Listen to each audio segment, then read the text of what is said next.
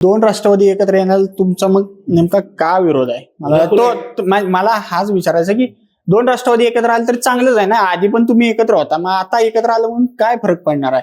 उलट तुमची ताकद वाढेल ना. अजितदादांनी महायुती सोडायची असा प्रकारचा निर्णय जाहीर केलाय का?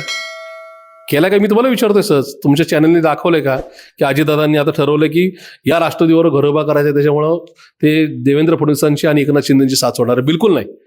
दादा फक्त 45 दिवसाकरता आमची आघाडी करतायत आणि आम्ही म्हणतोय की दादा आम्ही तुमच्यावर येऊ आणि उद्याच्या काळात बीजेपीला जी नका सीट कमी पडणार आहेत त्याची व्यवस्था आम्ही करतोय, कारण की आम्हाला बीजेपी चं भलं करायचंय. असं कदाचित आमच्या नेत्यांची भावना असेल, म्हणजे सगळ्यांची नाही, कदाचित अंकुशराव काकडेंची असेल. म्हणजे बीजेपीला आज कमी बहुमत मिळतं हे दिसतंय.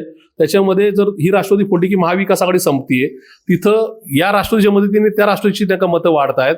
उद्या जाऊन बीजेपीला जी काय 10, 15, 20 जी काय नका मतं कमी पडतील सत्ता स्थापनेमध्ये, ती आम्ही अलगदपणाने दादांच्या रूपाने देतोय.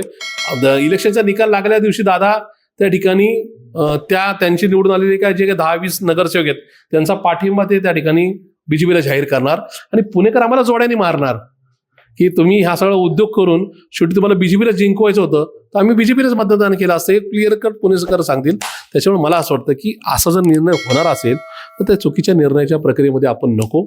ज्यांना या निर्णय प्रक्रियेत थांबायचं असेल ते निर्णय घेतील.